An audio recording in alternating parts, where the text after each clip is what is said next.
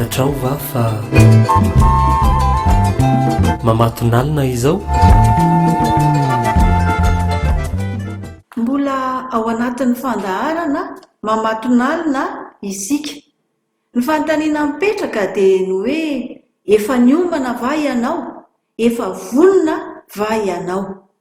Ny filazantsara ny lioka no tohizantsika dia ny lioka 1:20 manomboka amin'ny 4:30 ka hatramin'ny 4:30. Hotsongaitsika ao anatin'izany ny 4:30 manao hoe ary mitandrema fandrao ny fonareo vesarany vokatry ny fisotrotoka sy ny fahamamona ary ny fiahiahiana izao fiainan'izao ka ho avy tampoka aminareo tahaka ny fandrika izany andro izany.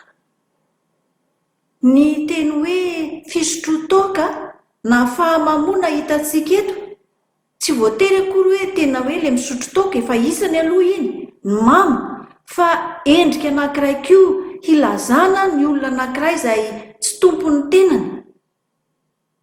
Olona iray izay tarihiny zany toka zany fotsiny dia tsy afaka mamantatra mazava ny momba ny fiainany na mandinika mazava momba ny fiainany.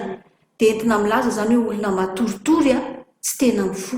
Tandremo izy, fandrao ny fonareo vesara ny vokatry ny fisotrotoka sy ny fahamamona. Fa anankiray manavesatra ihany koa dia ny fiahiahiana izao fiainan'izao. Inona no hoaninay hoy ny tenin'i Jesosy Kristy? Inona no hotafianay? Hanao ahoana indray izao ny rahampitso?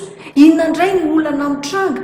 Inona n'izao dia manahy amin'ny zavatra rehetra. Ireny koa dia mahatonga antsika tsy ho vonona amin'ilay fiomanana nambara teo.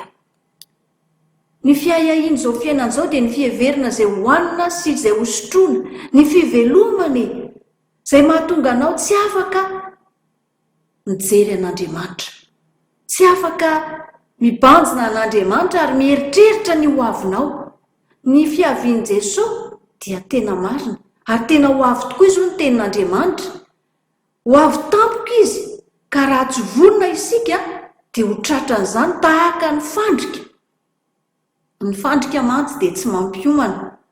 Ny fandrika izany dia zavatra tsy nampoizina eo amin'ny fiainana. Ka ny olona tratra ny fandrika dia izay tsy malina na izay tsy niomana.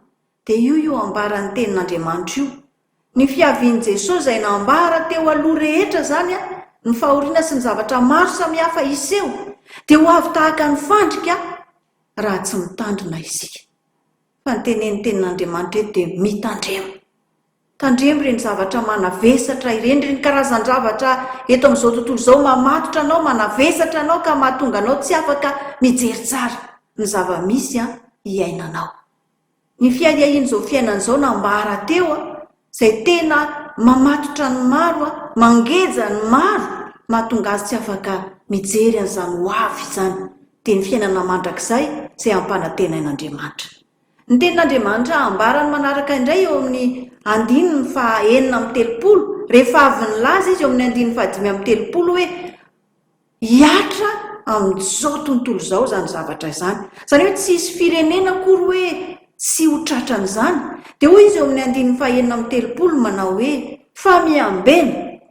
Dia misy teny kely moa ery ambany hoe na miareta tory ka mivavaha mandrakariva mba hahery ianareo ka handositra izany zavatra ho avy rehetra izany ary hitsangana eo anatrehan'ny zanak'olona. Miambena. Teo ny tenin'Andriamanitra hoe mitandrema. Mitandrema. Dia eto indray izy ny teny hoe miambena.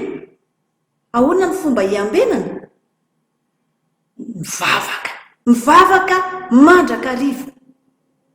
Ary izay indrindra moa no lohahevitra amin'ity androany ity dia ny hoe ny herin'ny mivavaka atao amin'Andriamanitra. Mivavaka mandrakariva mba hahery ianareo ka handositra izany zavatra ho avy rehetra izany ary hitsangana eo anatrehan'ny zanak'olona. Inona avy izany ny vokatr'ilay mivavaka mandrakariva?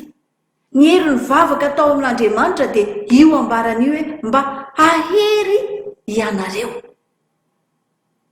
Ny zavatra hitranga mety haketraka, ny zavatra hitranga mety hanakivy sy ampiraviravin-tanana, fa ny olona mivavaka sy miambina amin'ny vavaka dia hery mandrakariva. Manarakaraka an'izay dia izy hoe andositra zany zavatra ho avy rehetra izany. Tsy ho tratrin'izany nareo isy le izy, fa ianao hijoro. Ianao ao anatin'izany zavatra ireny zany tsy anisan'izay hoe lasa hitsokan-daharana. Dia ny tenen'ny farany dia izao hoe hitsangana eo anatrehan'ny zanak'olona. Amin'ny fiverenan'i Jesosy dia anisan'izay hitsehina azy ianao, anisan'izay tena hiaraka aminy ianao. Hitsangana fa tsy ho tafajanona, hitsangana satria manana finoana.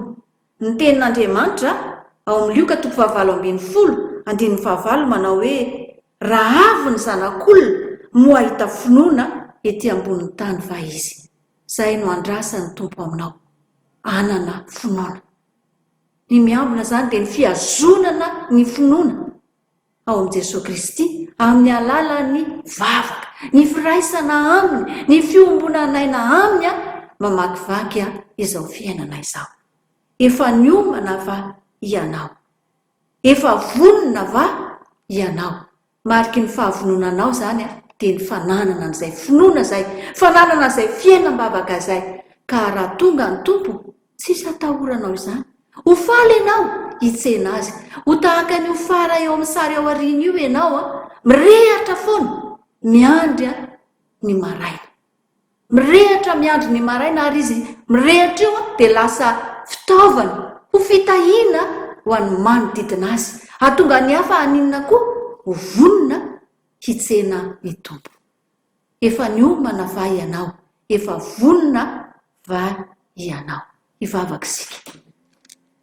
Sotranao zay Andriamanitra fa mampitandrina anay ny teninao ary mampiambina anay ihany koa ny teninao, mba hahatonga anay olona miomana ny amin'ny fiverenanao Jesosy Kristy, ary mba hahatonga anay olona vonona amin'ny fiverenan'i Jesosy Kristy. Ampianaro izay hiambina amin'ny vavaka, hivavaka mandrakariva, hiombonaina aminao ao anatin'ny adiny izao andro farany izao. Dia hahatonga anay olona mijoro tsara, manana ny finoana raha ho avy ianao Jesosy Kristy Tomponay. Ny anaranao Jesosy nanonona anay izany vavaka izany, sotra indrindra mpamonjy io. Amen. Dia manao veloma finaritra antsika rehetra.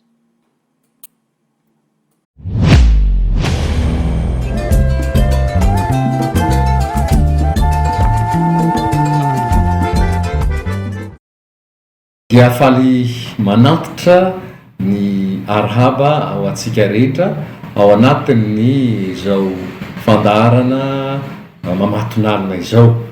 Ny anio dia famaranana n'ilay fandaharana.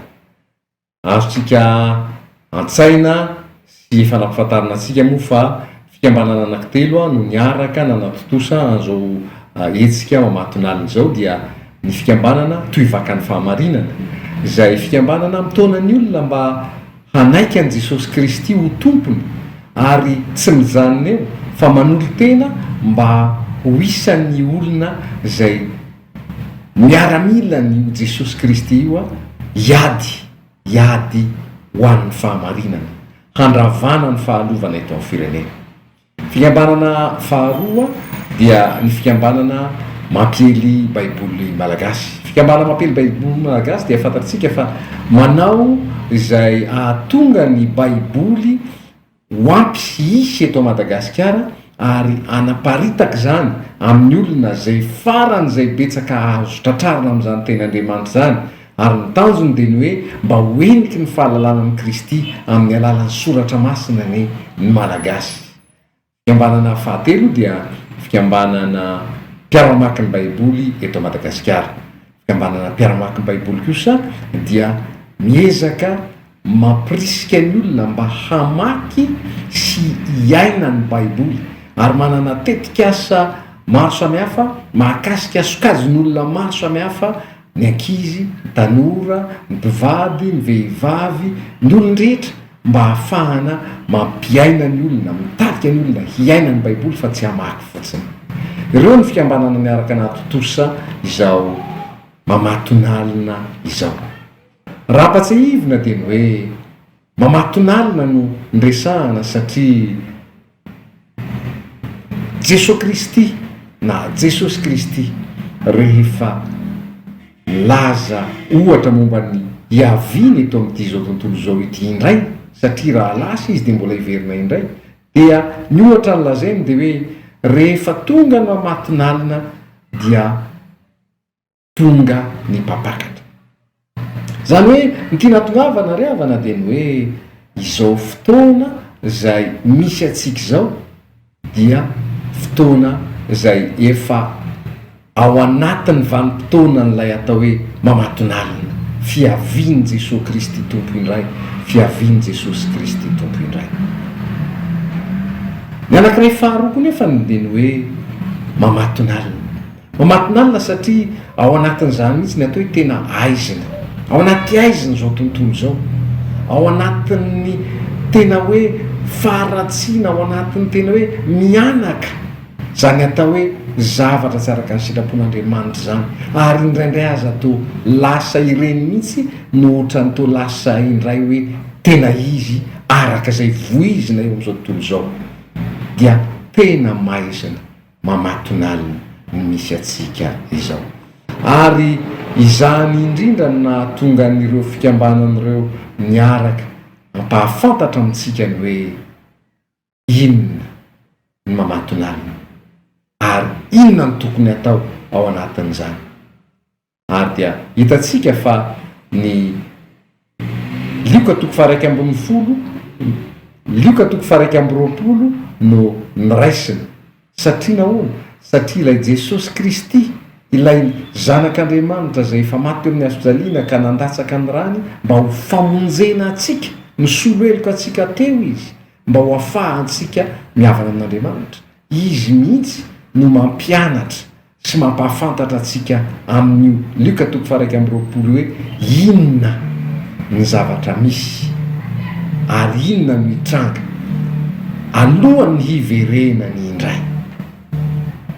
Ary izay zavatra izay no tena ho nivoizina tamintsika mba hahatonga atsika voalohany indrindra mba hiomana ka ho vonina rehefa tonga indray lay Jesosy izy efa nampanantena fa hiverina indray. Ny fiomanana voalohany ry havana dia ny fandraisana ny Jesosy Kristy io, ny fanoloran-tena ho azy, ny fanekena fa izy no ilay mpamonjy, izy no ilay lalana sy fahamarinana ary fiainana ka tsy misy mankany amin'Andriamanitra ray raha tsy amin'ny alala. Zay ny fiomanana voalohany. Fa raha tsy izay no hidiranao amin'izany atao miomana handray indray ny fiavin'ny zanak'olona izany, dia tsy ao anatin'ilay olona afaka handray azy na ho raisiny ianao. Ny fahavononana indray ho amin'izany rehefa nandray an'i Jesosy Kristy, rehefa nanaiky azy ho tompo ny fiainanao sy mpamonjy ny fiainanao manokana ianao, dia izay no nivoizina tao anatin'izay herinandro zay, fanatanterahana ny sitrapon'Andriamanitra, fiainana mifanaraka amin'izay zavatra ampianarin'Andriamanitra ao amin'ny teniny. Dia tao anatin'izany tsika no naka n'reto lohahevitra reto hoe voalohany ny fihevitr'Andriamanitra, misy sitrapo izay tian'Andriamanitra ho fantatsika dia ny sitrapony, ny hevitrany mba ankatoavitsika. Izay ny fiomanana izay ilayntsika ananana. Ny faharoa dia ny hoe ny fahatoniana ao amin'Andriamanitra, ao anatin'ilay tontolo tena hoe misy korontana, misy ady, misy fahaverezan-kevitra amin'ny endrika maro samihafa, misy zavatra mampatahotra, dia misy fahatoniana fa ao amin'Andriamanitra. Fahatelo dia ny hoe ny fahatokiana an'Andriamanitra, velon'Andriamanitra, miasa Andriamanitra. Fa tsy voatery hitan'izany ny olona rehetra, fa ilay mahatoky an'Andriamanitra araka izay fanampanantenan'Andriamanitra azy hoe hiasa izy, dia hita tokoa fa velona io Andriamanitra. Ny lohahevitra fahaefatra dia ny hoe fiainona an'Andriamanitra. Be dia be ny feo be dehibe ny zavatra hitany masotsika, be dehibe ny zavatra tonga ao amintsika mety mameno ny fifantoatsika rehetra azy ireny ao anatin'izany rehetra zany. Mihaino an'Andriamanitra ve zasy ianao? Mamanakambara amintsika isan'andro amin'ny fotoana rehetra, amin'ny toerana rehetra, mitranga ny zavatra rehetra Andriamanitra. Fiainona an'Andriamanitra dia tena fiomanana izay ahatonga anao afaka vita hiatrika ny fahatongavan'ilay Jesosy Kristy tompo. Ny fahadimy dia ny hoe ny fibanjinana an'Andriamanitra. Indraindray adinodino ny mitodika makany amin'Andriamanitra fa be loatra ny zavatra izay todian'ny saina, ny maso, jerena sy mahatonga ny olona lany fotoana. Ka dia ampatsahivina indray fa mila mibanjina n'ilay Andriamanitra izay efa nanomana fiaviana ho an'i Jesosy Kristy. Ary fa enina dia hoe ny fahefany ny tenin'Andriamanitra. Tenin'Andriamanitra no nanorenana an'izao tontolo izao. Tenin'Andriamanitra no tanteraka eo amin'ny fizotry ny tantara sy ny fizotry ny zavatra misy rehetra eto amin'izao tontolo izao.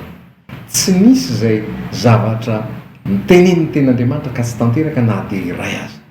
Ary izany dia anisan'ny porofo fa izay rehefa lazain'ny tenin'Andriamanitra dia mbola ho tanteraka satria marina Andriamanitra rehefa niteny izy raha teo no tompon'izao rehetra izao miazonao sy zavatra ary rehetra izao. Ny hevitra fahafito farany dia ny hoe ny hery ny vavaka atao amin'Andriamanitra. Tsy navelan'Andriamanitra ho atopatopany onjany fahasahiranana sy ny zavatsarotra eto ambonin'ny tany fotsintsika fa nomeny ilay fahafahana manatona azy amin'ny alalan'ny vavaka. Ary izay fanatonana azy amin'ny alalan'ny vavaka izay dia mitondra hery ho antsika ahafahana miatrika ny zavatra rehetra.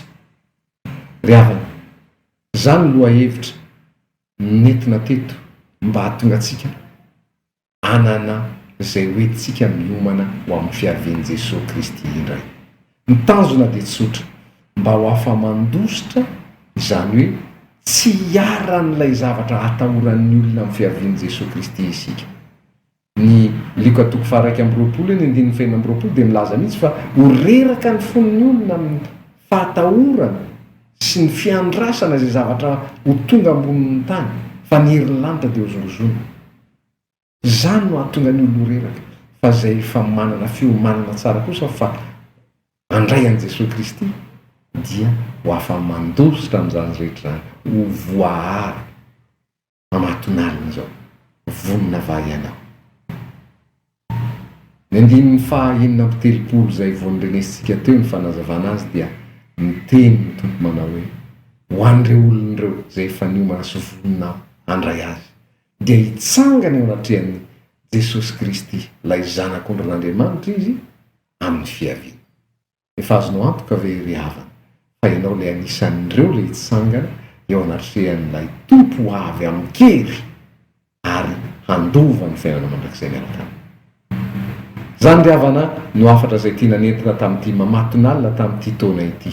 Tompony hiasa mahery ao antsika ka hahatonga antsika tena hatakatra fa efa akaiky ny tompo ary tsy hatakatra fotsiny fa hiomana tsara ka rehefa tonga ny tompo dia handray antsika rehetra ka hiteny hoe midira ny fifalianao ry mpanompo tsara sady mahatoky.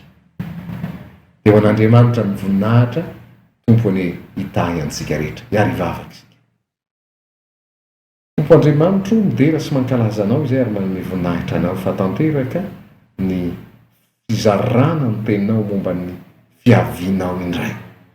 Eny tokoa ry tompo fa betsaka ny zavatra mety hitranga araka nefa nampilazanao izany tamin'ny mpaminany maro samihafa tamin'ny teninao, ianao raha teo nilaza an'izany ihany koa fa amin'izao andro efa miantongotra ny fiavianao izao dia hisy ny fahoriana, hisy ny fijaliana, nisy ny tebiteby, hisy ny tahotra, tsy ho fantatry ny olona ny zavatra izay mety hotranga ary miandry izy ny zavatra hitranga izay efa hitany koa amin'ny zavatra efa nisy fahoriana dia ho very hevitra ny tompo ao anatin'izany mangataka izay mba ho ampaherezina mangataka an'izay mba atsanganao amin'ny kery ny zanakao afaka hijoro ao anatin'izany ka hamakivaky an'izay zavatra rehetra mety hitranga alohan'ny fiavianao, amin'ny fatoky iny, amin'ny fatony iny, amin'ny finoana, amin'ny faharetana, amin'ny fiainana vavaka sy fiainona ny teninao, dia hijoro izay hiatrika anao raha ho avy indray ianao. Jesosy Tompo, mivavaka izahay mba hamindra fo ianao amin'ny malagasy faretanindrazana aminay koa izay mbola manalavitra anao, manompo sampy, mitoetra ao anatin'ny fahotana izay mahatonga ny aizina mameno ny tany mamindraha fotompo. Ka na iza na iza mandray sy mandre izao teny izao dia mangataka izay mba ianao no hiasa aminy, andresy lahatra azy mba hanolorany koa ny fiainany ho anao, fa izany ny fiomanana voalohany ho amin'ny fiavianao. Dia misaotra anao indrindra izay Andriamanitro ary manome voninahitra anao amin'ny anaran'i Jesosy Kristy Tompo nanaovana izany vavaka izany. Amen. Koa miambena ianareo fa tsy fantatrareo izay andro hiavian'ny tompontrano, na ho hariva, na ho mamatonalina, na ho maneno akoho, na ho maraina. Marika toko fa 13 andininy fa 5 amin'ny telopolo.